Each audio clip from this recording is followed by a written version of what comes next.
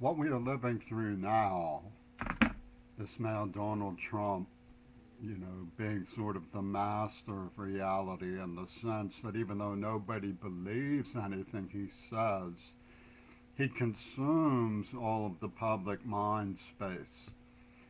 And only he is important. I don't know what stories you picked up on that may have lodged themselves in your imagination regarding the tragedies that just flew by. 4 times as many victims as the war in Vietnam in, a tenth of the time spent. All of them,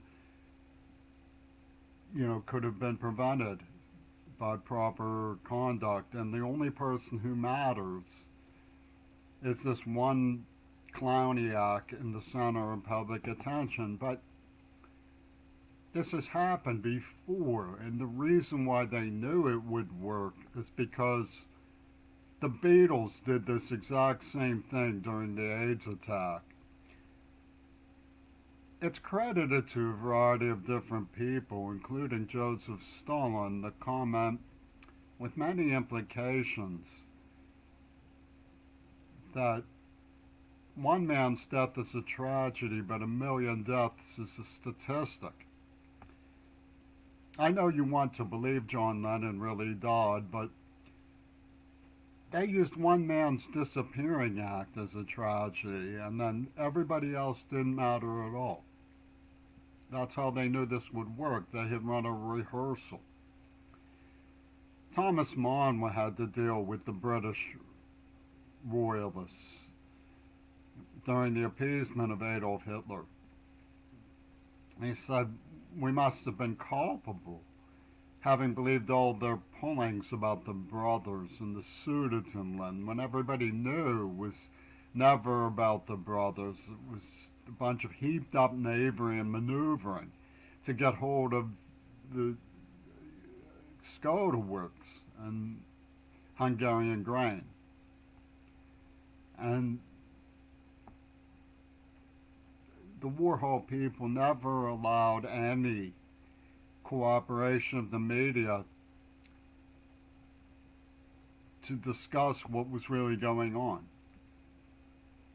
You may be one of those people who had a parent who remembered World War II or read a book or did some learning with a professor and come across the fact that it was recommended to American Air Force High Command by people who knew about the concentration camps, who had been,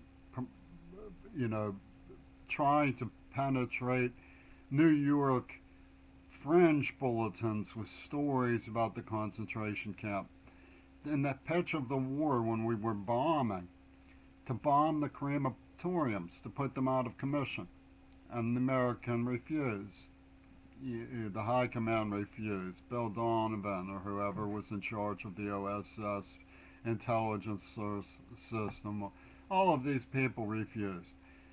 And the crematoriums went right on working even though we were bombing the area. So I present to you that this is what Amy Globals or whatever her name is means when she goes to Iowa and says, I know you. You know, a lot of people are convenient about getting rid of others if they can ignore how and not have it attributed to their moral schema. I never proposed bombing anything. It was much simpler. I simply stated the facts that the Israeli lobby in east end of Pittsburgh had set up a torture chamber and written about it as a special operation in Holocaust simulation. I was kidnapped, held hostage there, and gassed. And they wrote a plague book about the whole thing.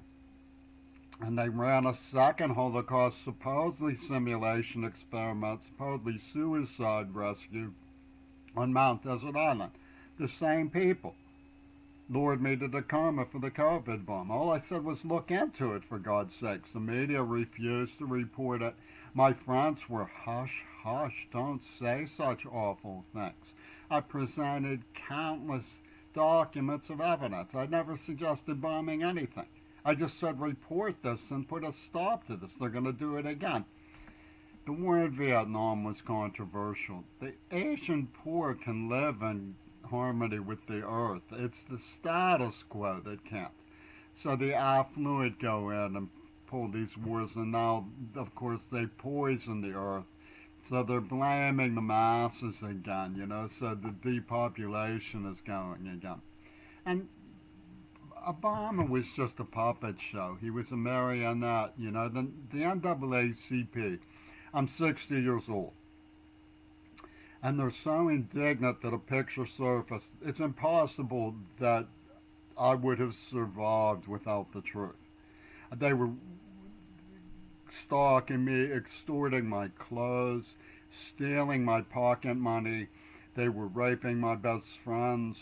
They were killing bystanders. I had pre-cancers on my face from toxic overexposure. They were lying about a nerve agent they had implanted.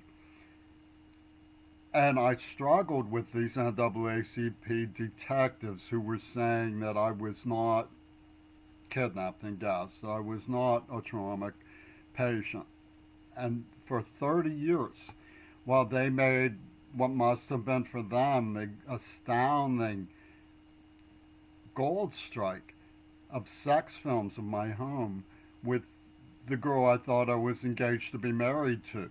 And they doctored the books and tried to destroy the evidence and worked with the museum thief John Schulman and the mytho-monumental learning of Peter Gabriel, his mastermind.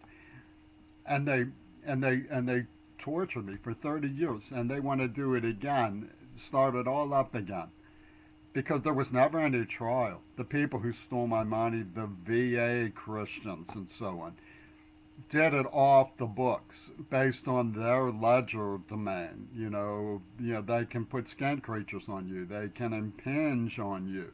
So you have to. They know that you know what they're implying when they talk around the issue. No trial, nothing like that. I want to start again at the age 60 because the picture surfaced that shows that everything that I was saying was true. And yet can't be denied. I mean, there was a woman from Canada. She called herself CNC. She's mixed up in the gang that killed Circe Clement Kennedy. And she was like, oh, there's something wrong with that picture, right? Nice try. There's always somebody who will sell their soul. But the person who was behind most of this, Robert Fripp, insulted the intelligence of every man, woman, and child on earth. The picture speaks for itself. Everybody can see what was done to me from it. Even if they couldn't see it from the way that I resisted, from what I went through, grinding years of homelessness, and my life was stolen from me. 60 years old with diabetes, chemically castrated, deaf, no friends. I paid for something I didn't do because the NAACP, you read one of their books, they talk about how they delighted to knock a white out. That's what they like to do. Okay, so we know that. They had an employee who was black with a white employer who was afraid of the riots. I mean, he was confused. He'd never seen anything like it. And they giggling that she was informing to them about him. I mean, well, that's okay if that's how things are, but it validates what a Klansman told to me. If you try to help black people, they will only turn on you. So we need to know this, of course. I mean, I was one of the people who put my life on the line. I had been tortured by the Ku Klux Klan. The NAACP had no reason whatsoever not to side with me.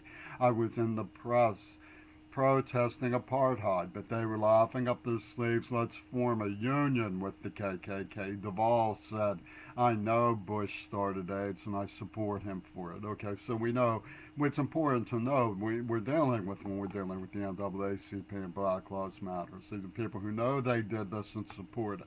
So let's not lie to ourselves about that. And they have these stories that are in these books, and they targeted they targeted me in their warfare position.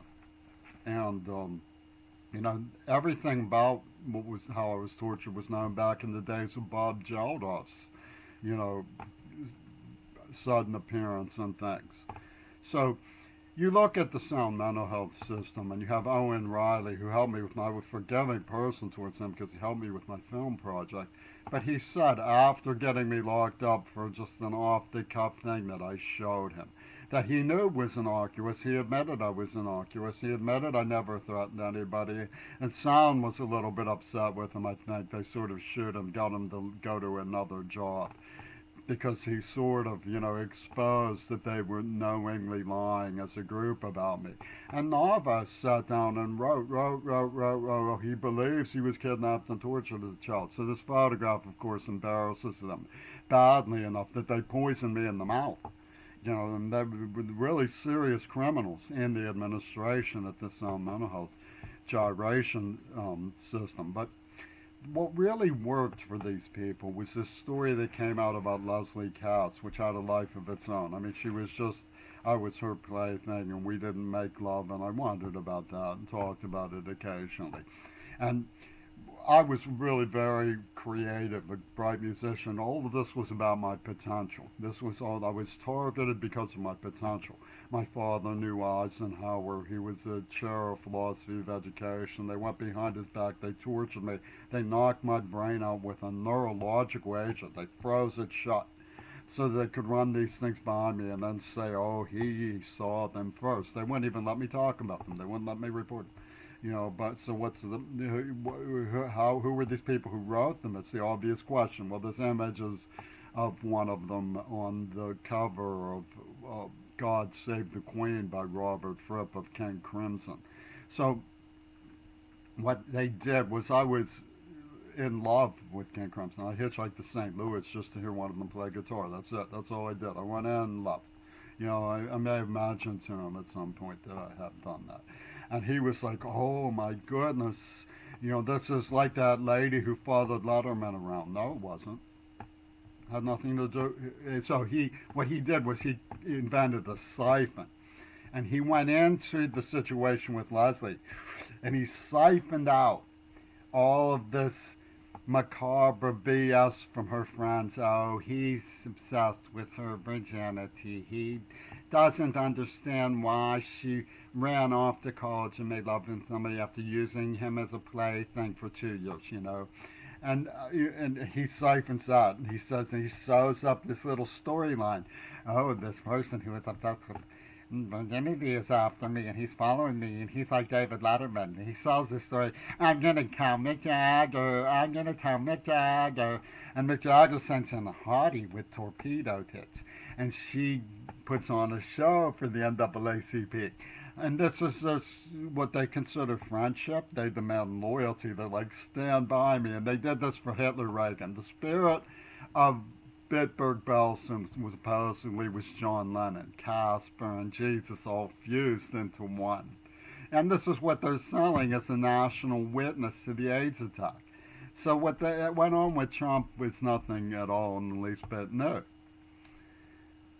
So, you know, they ran a little sideshow through the whole thing called Jimmy Crew, and they want to start it up again.